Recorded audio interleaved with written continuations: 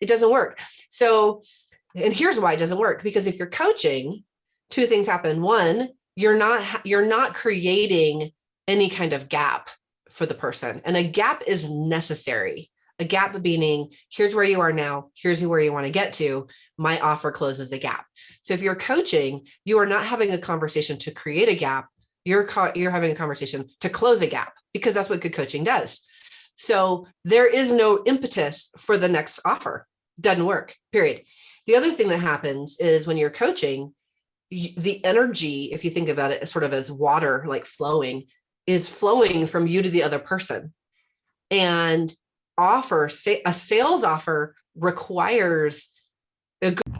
Yo, this is Christian D. Evans with Journey with Christian D. Evans podcast. Guys, thank you so much for tuning in and listening to our amazing podcast. This is where we reveal the top 1% of business concepts and systems and processes to scale 8 and 9-figure businesses. We interview top-level 8 and 9-figure CEOs, business owners, and amazing TEDx speakers like David Meltzer. We got Nick Cavuto, Pascal Bachman, and so many others. And if you feel like this resonates with you, please share this with your friend, your family, and make sure you impact them as well, because we're trying to spread the message on those that do not know how to scale 8, 9-figure businesses and talking higher level business concepts. So guys, remember, enjoy the episode and be uncommon if you can. Cheers. Thank you so much for tuning in to Journey with Christian D. Evans podcast. I am your host, Christian D. Evans. Now, would you love to sell your services for twice as much money, twice as often? If you'd like to raise your fees and find the words to close big sales with ease so you can fill your business high quality, high paying clients, you're going to love this next guest. And I'm so excited about it because this individual has been in 22 years experience in sales, relationship coaching, communication studies, so she can understand what it really takes to inspire people to take decisive action. Her results of her expertise, she sold over $14 million in products and services, working for world-leading billion-dollar biotech and medical equipment companies, all through one-on-one sales consultations. Her one-call blueprint sales consultation system enabled her to grow her own sales coaching and consulting company to $1 million plus business. Clients include brands such as JJ Virgin, Lisa Sasevich, and E-Women Network, as well as hundreds of other heart-centered, mission-driven entrepreneurs from around the world. Now, the system she's created and teaches her students get paid handsomely for their services and products has enabled her to create a lifestyle business that's allowed her husband to retire from his career in home construction, and work full-time with this woman, my next guest, Jennifer Diepstraten. How are you doing today, Jennifer? I am so awesome. How are you doing? Christian D. Evans. Hey, I'm so excited about diving into this because, I mean, you just have immense knowledge. And one of the things, I literally just got off a phone call early this morning, and they're like, I suck at sales. I need better at sales. And, there's just not enough salespeople out there that are really good at what they do. And that's one of the reasons why I'm really excited about diving into this conversation, because, at the end of the day, we spend so much money on marketing on the front end to acquire a client. And the thing is you want to make sure you're maximizing that sales opportunity. And so, Jennifer, before we dive into, though, I'd love to get your response. What do you think majority of business owners, when they have a sales team, what do you think they're doing wrong? I love it. Okay, well, if I want to speak specifically to, there's not enough good salespeople out there. There's a lot of really good salespeople that you're not giving the right tools to be effective for you.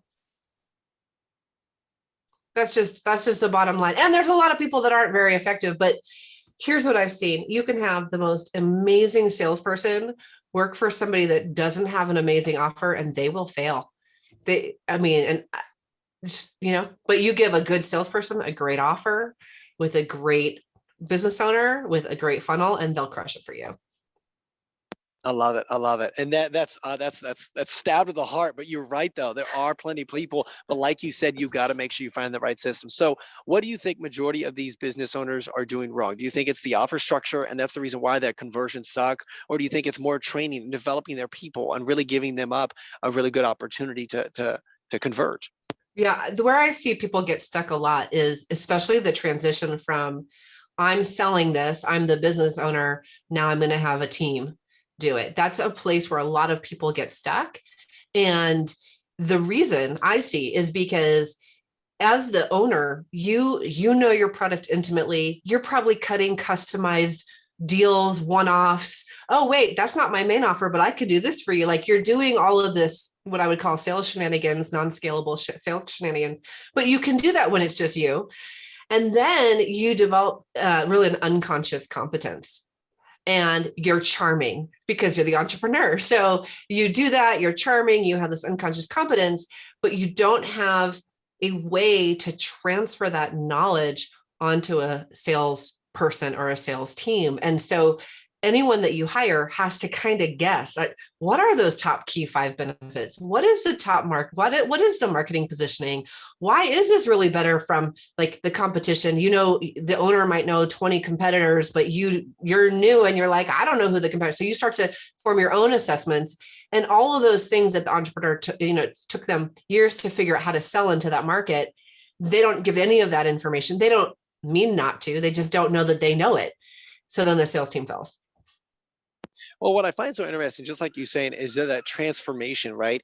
And they don't have any system, they don't have any process.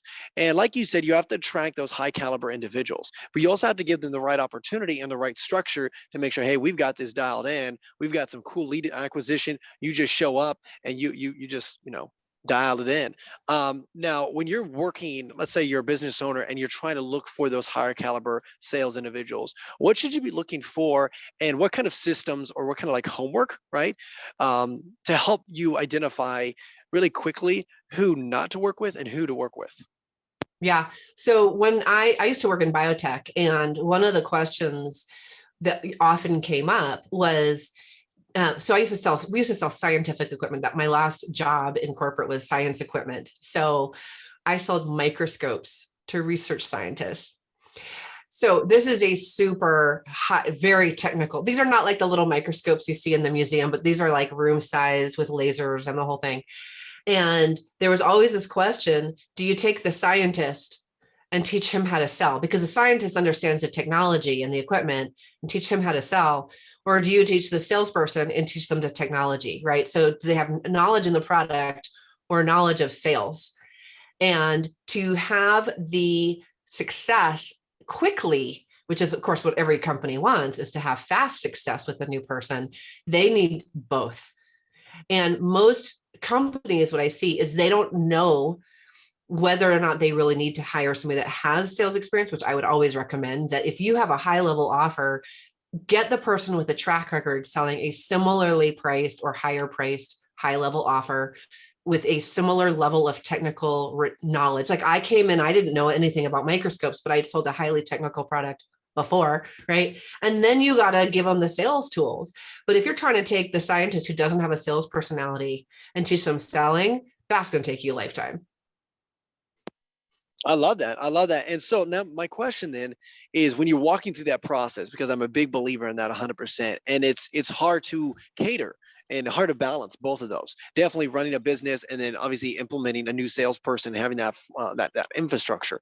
What are certain systems or processes that could facilitate that? And what I mean by that is like having like recordings and say, hey, watch these recordings, educate yourself on those technical things, so that of course you can duplicate yourself as a business owner a little bit. But I'd love to kind of get a little bit more example or dive deep into those systems and processes that could. Sure, implement. I have a whole list.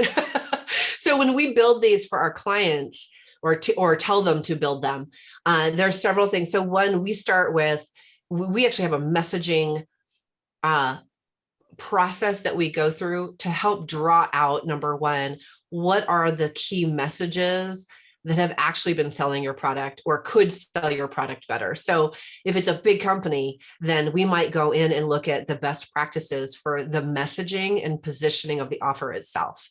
That becomes codified and systematized into a training manual. Okay, so that's number one. Number two, you need to have, and even if you're not ready to start bringing in salespeople, I definitely recommend doing this, is do keep recordings.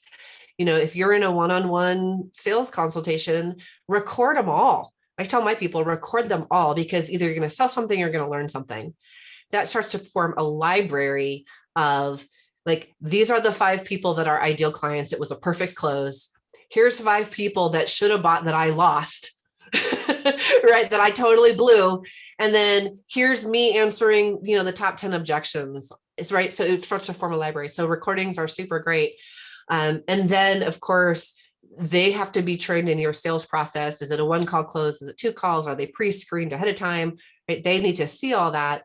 And then I like to have a vetting process where, or a step, if you will, where they're tested, they're quizzed. Like I'm not going to cut them loose, especially on a high end offer where it's cost you thousands of dollars to get a lead. I'm not just going to cut them loose. They're going to watch you, shadow you several times, and then you're going to shadow them, but it's the two of you together. And then eventually you can get them off training wheels and on their own. Well, it's interesting, and this might be more of a marketing question, but like I think marketers they destroy a opportunity that's working so often because they just reiterate way too much, and obviously webinars, and then obviously more like scheduling a phone call and so forth and all that stuff. And so my question is that still effective in today's world? I know this is a little bit more marketing question, but I'd like to get your response because you are in the sales side of things, and obviously the show up rate is a big metric. Obviously the close ratio, and obviously the pitch. What that looks like, and obviously on the back end. So do you find that as effective, or is it more of outreach and having like BDRs and doing a lot of outreach and warming those individuals up and then having that sales call? Oh, you mean like if they're coming through a long marketing funnel, that kind of thing? Yeah, from paid acquisition or something like that, and they watch a video and then they schedule a phone call, and then obviously that's more of a sales phone call basically. But have you Yeah, found that as effective, or is it just different channels? It just depends. I think it really depends. I really think it depends on the industry that you're selling into. I mean, there's some industries where you're not going to get people to watch a webinar. They're just not. So you've got to be the person that has a really outstanding message that they, appears, in their LinkedIn, or you figure out how to get past the gatekeeper. But other industries, what I find in our business is if somebody has consumed an hour of our content, they're much more likely to buy than if they've only consumed 15 minutes. So we try to push everyone through at least an hour of content and maybe more. But that doesn't mean a really good salesperson can't be effective. It's just a matter of resources. It really is like how long are you going to keep your salespeople talking to really terrible leads? Sometimes it helps just to put an extra little piece so that they're talking to twice as many qualified leads, or even an appointment setter can do that job, a 10-minute qualification call. Definitely. Now, when you're talking high level sales, okay, you're talking large amounts of money, right? Yeah, that is your expertise, right? Mm-hmm. What have you found is the most effective? Is it a 2-call strategy? Is it a 1-call? Again, I know it's probably dependent upon that industry, but if you could maybe walk me through when they should, as a business owner, when they should be leveraging more of a 1-call versus a 2-call, and then having that kind of sales cycle. Yeah, I think it's so dependent on the industry that you're in. I think here's what I like to think about though, is I like to think that if I assume that it's a 2-call close, how can I make it into a 1-call close? Like, what are the things that I actually need to pre-think through, or that they're going to need to see, that I need to be ready with? So always challenging and pushing the envelope. So when I used to sell these big room size microscopes, that could be 8, 10, 12 meetings, because a lot of it's custom. It has to go through multiple decision makers. But we used to shrink that time by literally thinking, okay, well, at the end of this meeting that I'm about to have, they should be ready to go to the budget meeting. But what if I could get everybody who needed to be in the budget meeting into this meeting so they could actually make a decision right there? So if you start to think through that, I think that can speed up your sales process. But as far as 1-call versus 2-call versus multi-call closes, I think that in any case where someone can pull out a credit card and actually pay you, you can do a 1-call close. It's just why belabor the point? The only exception would be if you had something highly customized, which, as my friend used to say, a business built on exceptions is never exceptional. So let's try to standardize our offers 90 to 95%. And then in the rare instance, then do something custom, because isn't it much faster if you come in with your preset packages that are going to serve 95% of your audience, and you can do it in 1 call? That's better.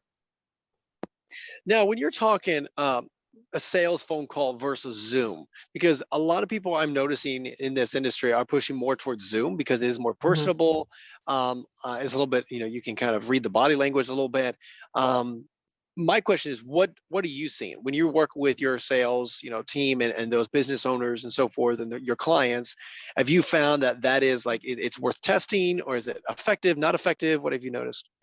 I like the phone. Like I'm kind of old school, I guess, that way. But when you're on the phone, it forces you to listen better. And you don't have the visual cues distracting you. And you don't have yourself that you're worried about whether you look good or not.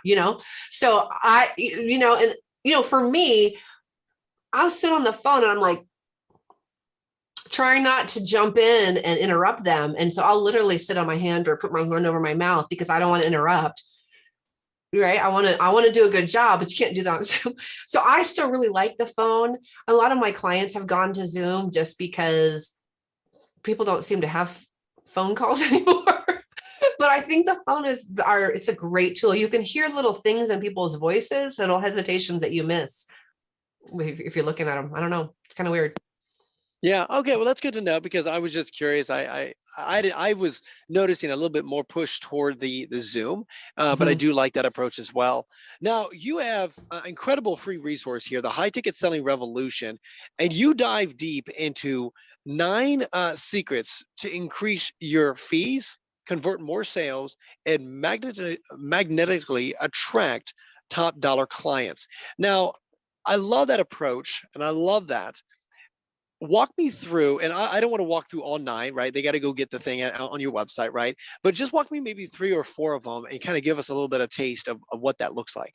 Yeah. Well, so here's the thing. I'm super introverted. I remember when I first started in sales, laying on my like office floor. I was in my home office and the carpet's like vacuumed in stripes, when the vacuum lays the fibers down, because it was easier for me to vacuum my whole house than to make those phone calls. My laundry's washed, my kitchen's clean, my dog's teeth are clean, and I'm petrified. This is where I started, petrified to make these calls. And so what I realized is that being this very shy, like painfully shy person, I went into sales because it was literally the scariest thing I can think of to do. Like some people jump out of parachutes to get out, or jump out of airplanes and go skydiving to get, over their fear. I go into sales because I'm so afraid to talk to people. And thank goodness I did it, because what I realized is being an introvert was actually to my advantage. I had to figure it out. Like, if I'm afraid to talk to people and I don't know what to say and I'm all tongue tied, what do I do? How do I figure this out? So one of the secrets that I learned is that if you ask the right questions, people will sell themselves.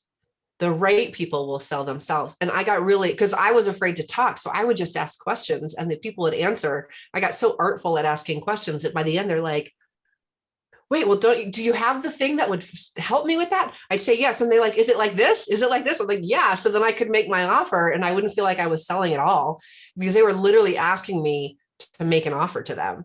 So it is one of the most, and whether you're introverted or extroverted, this is one of the most powerful tools you can use if you want to sell something, is to actually, we would reverse engineer. We design intentionally the questions we want to ask. And they're not like leading the witness, like an attorney, like you were there on the night of the, like, it's not like that, but you start to understand where you want to bring the person's thinking through the questions that they're asking. And if they answer correctly, so to speak, they're going to be a perfect client. And if they don't answer the right way, they're not even a fit for your offer anyway. So no problem.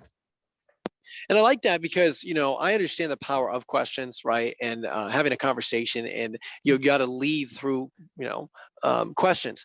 However, though, I think there's an art and science a little bit to it. And I'd love for you to walk us through, because obviously, as a salesperson, I know at some point in the conversation, there are certain questions that I'm going to ask because I'm really getting data, and I'm going to at least at some point leverage that data and bring that data back up and say, hey, you told me, Jennifer, that you wanted this and this and this. Is that still correct?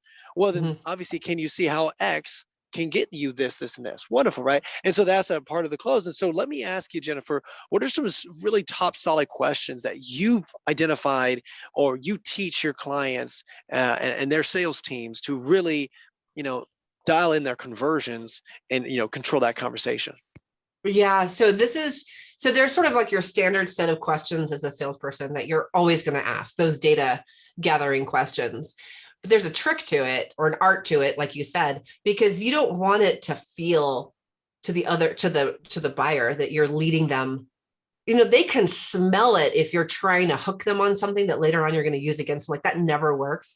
So rule number one is you really have to genuinely want to know the answer to the question, like with sincerity. And where you come from in that conversation is really a trusted advisor position, not I'm going to use this data against you, right? So that's just across the board something you have to do. So there's these standard questions that you're asked, like you're like, well, what's happening here? Oh, wow. And then earlier you said this was happening for you. Do you see how this would help you? Right. So that's kind of normal stuff. So where we take it one level deeper is we want to understand, first of all, in the offer that you have, what are the top 5 benefits? Not 1, not 2, but 5. I want to know deeply, what are the top 5 things or reasons why people should buy from you, and how they're different from everyone else in your same space. Okay, so you get what those are. Then you have to you really want to reverse engineer questions that help you to understand whether or not they even need those things. So for example, I'll give you my example. So one of the things that I do and one of our gifts is helping people to know exactly what to say and when to say it, so that people understand the value of what they have. Right? Because for us, it's not about selling to every client. It's about selling value to the right clients. So I help you know what to say, when to say it, so your ideal client says yes to you. So because I'm wanting them to be someone who needs to know what to say and when to say it, what are the problems that my client is likely to have? Well, they often get tongue-tied. They often feel uncomfortable in a sales conversation because they don't know what to say and when to say it. So they're ideal, right? They want ideal clients, not yucky clients. So those are the kinds of questions that some of the kinds of questions I might ask. Like, so tell me, what's it like when you go to make an offer? How does that feel to you? Oh, I feel so tongue-tied. Oh, why do you feel tongue-tied? Oh, I just feel really uncomfortable with the sales part. Oh, and what happens? Are you able to work with lots of ideal clients, or sometimes are you like, what's going on there? Oh my gosh, I'm scaring all my ideal clients away. Boom. They just told me that they need that benefit. So later on in the conversation, when I say, hey, remember earlier when you were saying how uncomfortable you felt and you really wanted to get the right clients, but you were scaring them off? That's one of the things I help you with.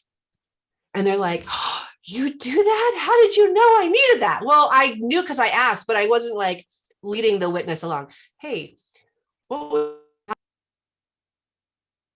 not saying to them, hey, would you like to have an ideal client or a non-ideal client? Like, that's never going to work. But if I ask them in this other way, then suddenly they're wanting the offer. It's like, oh, she must understand me so deeply. She's asked me all these amazing questions. How does she know that's what I want? And so that's how it works. So you can design, so you can design for every benefit. You can reverse engineer these questions. So by the time you finish asking them, they can't not buy. I love it. I love it because see, what you're doing is you're going into every conversation very strategic and very mapped out and saying, okay, these are what I want them to kind of say or, kind of emphasize. And then you identify what questions to ask that will be able to, facilitate the response that you're looking for. And like you said, at the end, you're like, it's all aligned. You're like, well, of course, because guess what? And then also what I find so interesting is also your offer. Right? Because if they keep saying certain pain points, when actually all you have to do is adjust the offer, say, okay, well, if they don't want this, get rid of it and adjust the offer according to what they want. And now all of a sudden you're wondering why your sales conversions increase. Well, because you're giving them what they're actually desiring on the front end. And which I love that. I love that approach. Now my question is, because see, you mentioned something that I really want to talk about because see, so many of us have been on schedule a phone call. Okay, this is going to be a sales phone call. And we've all have some sales experience. And definitely when you're talking B2B, okay, business to business, whether you're a service provider, whether you're, whatever industry, but you're working B2B world, okay, agency owner or something. And my question is, the conversation is slightly different. It's not too different. It's still emotional. It's still having a conversation, it's still giving value and so forth. But it is, you can't walk through a basic B2C kind of conversation because there it's more emotional and you can walk them through, get better conversions through that. But you're talking to someone that's already been in the sales field. You're talking to an expert. They've already been on pitches, if you will. And so Sure. my question is how do you approach that slightly different, still having that good dialogue, that conversation, staying away from all the factual stuff that you think they really want, but they really Mm, don't, mm. and being able to still have that collapsing that sales cycle? Yeah, I love that question because we have people that are B2C technically, and then real like our business clients that have very successful businesses. Some of my best clients are some of the best salespeople in the world.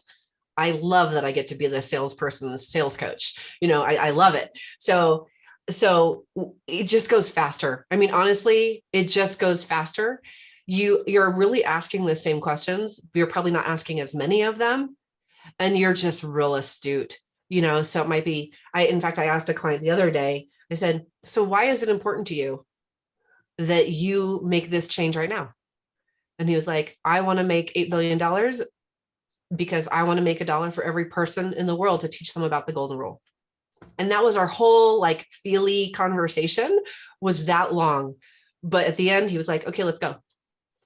It was 45 minutes. It was half the time, half the effort, and way faster.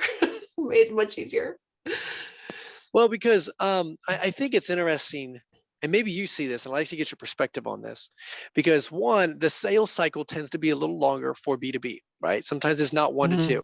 Now, I don't know if that's just more of a limiting belief or if that's just industry specific. And then as well as 2, do you find that a lot of individuals, when you're talking to C-suite and directors of marketing and so forth, and you're talking more factual because they want to know, okay, well, what service are you providing, and what's the result that I'm going to get from that service and so forth. And it's not much of, like you said, that touchy feely. And said, okay, why do you want to generate these results? Well, what would you want to do? You want to go and enjoy life with the, Caribbean with your family, right? It's not that emotional, right? That dream. It's more of, okay, I'm looking at very factual and so forth. But I just wanted to get your perspective on that, and kind of get your feel for what you see. Yeah, I think it's both, sometimes B2B, but it's also the kind of person. Like sometimes we'll get people that are just more factual, and you almost have to intuitively mirror them. So if you have somebody who's in HR and they're very emotional, you're going to do a more of an emotional approach, more feelings-based approach. So it's not necessarily industry, but I do get what you're saying. Like, I don't sell to my scientists the same way I would sell to, a relationship, a marriage coach, right? They're different people. But at the end of the day, I think that in that sort of facts-based thing, you should still be asking those questions. Like, what's wrong with your current solution? Why is that? And they're like, well, this solution doesn't work. Okay, well, why doesn't it work? Why is it frustrating to you? What are your biggest headaches around that solution? So you're not asking them how they feel, but what are the biggest frustrations you have? Well, this one doesn't work. This one I tried for 4 months and it was frustrating. Like, you still have to understand how the problem is happening to them. It won't sound like emotions. They're probably not going to cry, but they are expressing frustration, and they are expressing irritation or whatever is that quote unquote pain. And I think that we don't want to avoid the question because it's a business environment and we think that, oh, it's business, so I can't go there. No, you still go there. It's like, well, what do you want it to look like? That's the dream question for a business B2B type sale. What do you want it to look like? What would your ideal outcome be? What would the environment be like here? That's like a really great way to say feeling for a corporation. What would be the culture? Like, those are all feeling questions.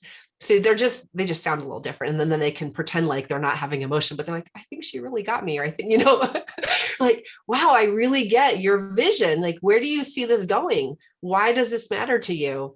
And they're going to answer you. It might only be 3 words, but they say but even if it's 3 words, those are really 3 very important words that if we didn't ask the question, I think we would be missing something. I love it. Now, when you're in that sales pitch, okay, because obviously asking questions is majority of the front end of that conversation, gathering that data, like I mentioned, and then, like you said, you're aligning those benefits with that data on the front of those questions. Now, at what point do you overcome those objections? And let me ask you, so Jennifer, when you're overcoming objections, should you be overcoming objections in the beginning of the conversation and making sure that you're having that, or should it be on the back end? All of a sudden, you're like, oh, they're bringing up all this stuff, and then that's when I kind of directly have that conversation with them. Yeah. So my sort of one of my signature moves, if you will, is to actually never hear an objection in the first place. I would much rather never get the objection than have to deal with them later, because man, it's so much easier if you just grease the road ahead of time. So, but we don't go through it like, hey, how much money do you have, so that I don't have to have a money objection later? That would be crazy. That would not work. But what I might talk about is, I want to pre-think the objection that's probably going to happen. So for example, if they're probably going to say, wow, that's more expensive than I realized, then somewhere in my marketing or somewhere in the beginning of my conversation, we're going to be talking about our premium level offer. Or I might position it against some kind of price anchor, like, if I'm doing a webinar, if I'm doing some marketing, I might say, when we work with people privately, it's $20,000 a day. And so by the time they get to my offer and it's 5,000, they're like, they weren't expecting it to be a higher price, right? So we want to start to build that stuff in as early as we can, so that we're kind of weeding out the people who aren't a fit. And also we're not going to get those objections. Now, there might be some at the end, but I also like to tell people I train, there really are no objections. The objection is they hung up. If they're objecting, they're gone. Anything else they say that's not yes, you either get yes, they hang up, or what's in the middle, which people call objections, is really a buying signal. It's really a buying signal. I've even had a person say, I don't get the value of that. Well, that's a buying signal. They're saying, please tell me the value of that. I didn't quite catch it. Right? I mean, that's like the best buying signal ever. So I think a lot of times we think that they're objections, and really we're just not doing a good job of listening. I like that. I love that approach because it is a different perspective and the way you look at it. And I was talking to someone literally. I was at a conference a few weeks ago, and they were saying, this is the first time I've ever heard this, is Sadie Hawkins sales. And basically what that means is the person asking them for your offer. Right. And kind of what you're basically saying. I thought that was brilliant. I thought, I've never heard of it said that way. But like you were saying, you give them so much value, ask so many questions. And then they say, well, what do you do? Well, actually, that's what I do. And it's like, oh, well, can you help me? And that value base, instead of that, like you said, that just so close in sales process. And like we come across in sales, we want to make sure we're giving an immense amount of value. Because let's be honest, we all been on sales phone calls. Really hasn't been any value transferred, but it's just more of like, okay, identify the pain, pour salt in it. Okay, well, this is the solution. Do you want it? Okay, wonderful. Let's dive into it.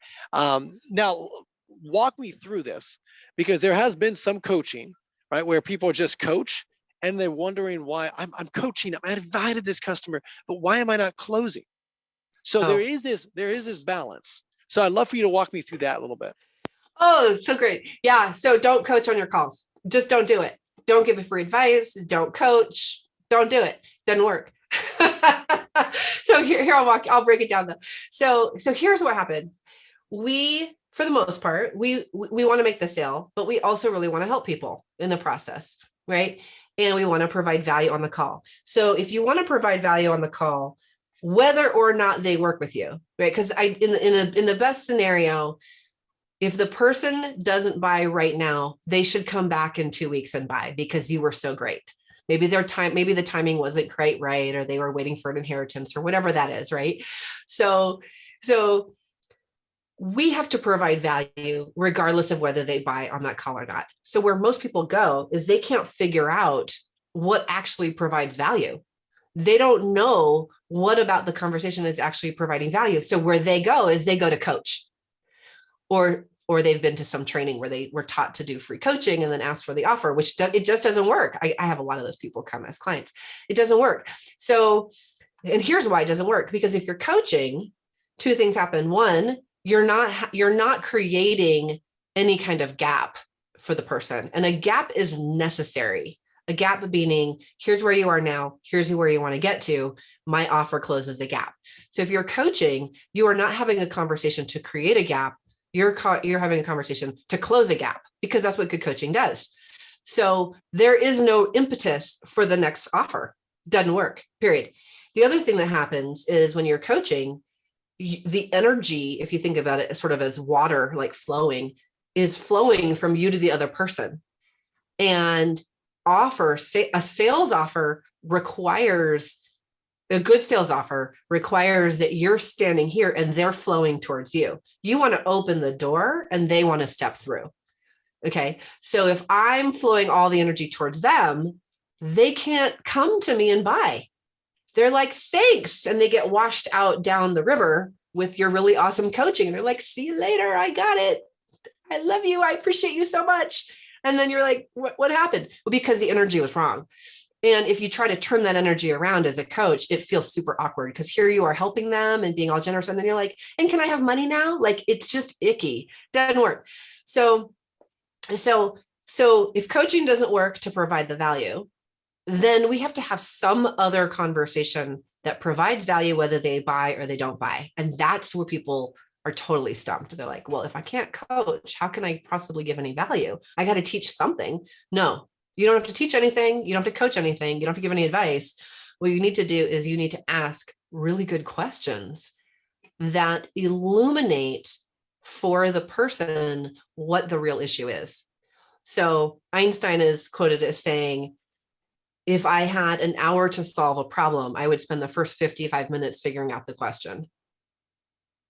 Right? So if you can ask questions that help people to really connect to the source of their problem, or understand why it's been going on, or really help them see that they could solve it, but all of the reasons, like a lot of it might be even like being okay that you don't know the answer yet. Like, to give people that freedom just through asking really great questions has tremendous value. And you didn't solve anything. They're like, oh my gosh, nobody's ever listened to me like that before. I didn't realize that that's actually what's been going on for me, and I never understood it before. Wow, can you help me with that? That's it. It's so simple, but most people don't know. Wow, I love that. And just a total paradigm shift from what is being really kind of in the industry right now, talking about all these sales close and how to really overcome these objections and this and that. And I think it's so incredible. And the reason why I'm saying this is because we spend so much of our time, how to overcome this. Oh, this is how to do it. Have a guarantee, have this. I mean, all these little tricks. And what you're blowing that whole concept up just by saying, hey, give them value and asking better questions and having just that energy, like you said, that relational energy, that they go, wow, I just want to join you, whatever you're doing, because I feel very connected, and have that whole conversation, the whole process and transformation for that client. I think that's awesome. I'm curious though, Jennifer, because coming from the medical sales, right, Yeah. to this, where did you learn this? And where did that come from? Were you always naturally that just, astute sales, energetic individual? I know you just said that you're an introvert, so obviously that's not true. So I'd love for you to tell us a little bit of your story there. I tell you, Christian, I've taken many sales trainings, many negotiation trainings. When I was in corporate, they used to send me to all the things. I went to all the professional selling skills and the places that you go. And I think that what's really come out of that for me is trying to figure out how to take these systems, which clearly can be effective, but having them work for me. Because if you look at the structure of any conversation, there's the opening, there's the part where you ask the questions about what's wrong, there's the part where you present the solution, and the part where you get the money, right? So that's not rocket science. But for me, because I was in a very competitive environment, so when I was selling microscopes, one of the things that we had to do was there was only 4 companies that sold microscopes, like the big ones. And I worked for one of the big manufacturers. And I knew I'd been in the industry long enough that I knew that if I was being called in to bid on a deal, so these scientists would get grant money every 10 years, and then they would call all the vendors and we all had to present our stuff. I knew what my competition would be saying about me and my equipment before I even got in the room. Because I'd been around long enough, I knew what their features were. I knew what ours were. I knew how they stacked up. I knew what they would say that ours was.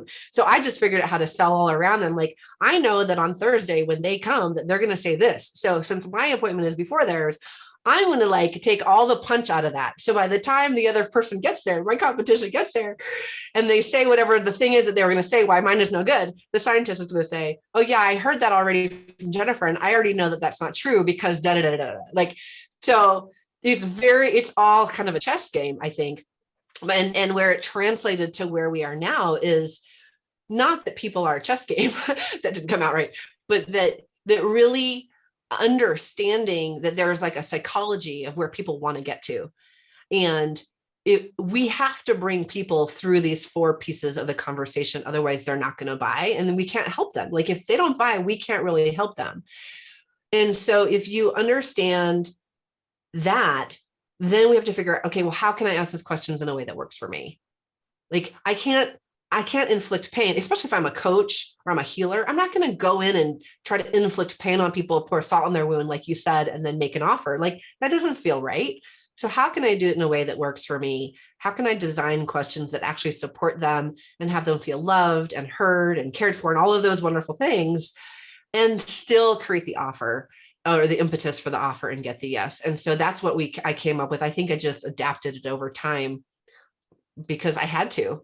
I didn't know how to be that shiny person that took people to baseball games. I didn't know how to do it. It was just not my thing. Well, I love that because it's such a psychological approach as well. You know, when you're talking with these individuals, you already know the objections or that conversation that other individuals are going to have, those sales, pitches. And it's like, hey, I know Billy Bob's going to say this. And guess what? That's going to be this, this, and this. And you're able to identify that. And then, like you said, you plant that seed in there. So when they expect it, it's not some sort of big red alert. And I find that so interesting because what I've noticed psychologically, it's like once you embrace it almost, and then just acknowledge whatever they're saying, then you really push forward. I just think it's beautiful, beautiful. Now, Jennifer, you do have an incredible gift for our audience. But before we kind of share that, if you could tell us, how can our audience reach out to you, be part of what you've got going on? What are their, suck at sales? They got a sales team. They want to grow it. They have a sales team established, and they want to, obviously develop some amazing conversions. How can our audience reach out to you, be part of what you got going on? And if you could share the incredible gift you got for our audience as well. Yeah, absolutely. Thanks, Christian. Yeah. So here's where we're at. We will support you in our genius to be your genius. And we really will help you design incredible high-end offers and know how to sell them. So we walk through each of these pieces, like you and I were talking about earlier. How do you create the materials for your sales team so that they're actually successful? Or how do you do it for yourself? How can you actually write the right questions? How do you actually have that conversation? What's your sales process for your company? So we work with people in that way. And for very select people, we'll actually even partner with you and bring our sales team and do some selling for you on your behalf. So for select people. But I would say probably the easy way to get a hold of me is to grab that free gift, highticketsellingbook.com. And in there, that is the High Ticket Selling Revolution, 9 secrets to increase your fees and magnetically attract top dollar clients who want to hire you before ever meeting you. And that's highticketsellingbook.com. That's awesome, guys. And those links will be in the description below. So make sure you stop literally what you're doing and consume her content, because you want to be proactive, not reactive. You don't want to have an amazing acquisition channel and all of a sudden you're like, oh, I can't fulfill, as well as have an amazing sales team. You've got to dial that in and obviously really develop and scale. And that's how you really produce those bigger results. And so, Jennifer is an expert at that and able to help you walk through that, not just as the sales training, but a mentor all around holistically. And then as well as Jennifer, again, just the incredible value. I really appreciate it sharing with our audience. But before we let you go, is there any last words of wisdom that you'd like to share with them? Make the decision to do it well and win. You just got to decide. And here's what I would tell you to do. Decide to sell high-end and premium services. Even if you don't have that in your business, add it into your business, because you can rapidly double your sales. If you do the math, man, especially if you have a great acquisition channel, improving that sales process a little bit, you could probably sell something for twice as much money and provide a better service. Awesome. I love it. That is my friend Jennifer. Thank you again for joining. That is Journey with Christian D. Evans podcast. Until next time, remember, be uncommon if you can. Yo, this is Christian D. Evans, Journey with Christian D. Evans podcast. We thank you so much for listening to this amazing episode. If you feel and you know that this was valuable to you, please show some love to our amazing guest by liking this, by commenting on this, by making sure that you do a nice 5-star review and just show some love to our guest. That'd be really awesome. Also, make sure you share this with a friend, a family, a colleague, someone that you believe would bring value to their life right now. And guys, we just want to say thank you again for just being part of our community. If you want to have more resources, don't be afraid. Go to christiandeevans.com. You can actually schedule a phone call with me, or you can send me an email at christian.evans@beuncommonifyoucan.com. That's christian.evans@beuncommonifyoucan.com. Always love to hear some feedback and let me know what is the number 1 or 2 things that you are struggling in your business and your life, and we'll make sure we have those conversations. Guys, that is Journey with Christian D. Evans podcast, and until next time, remember, be uncommon if you can. Cheers.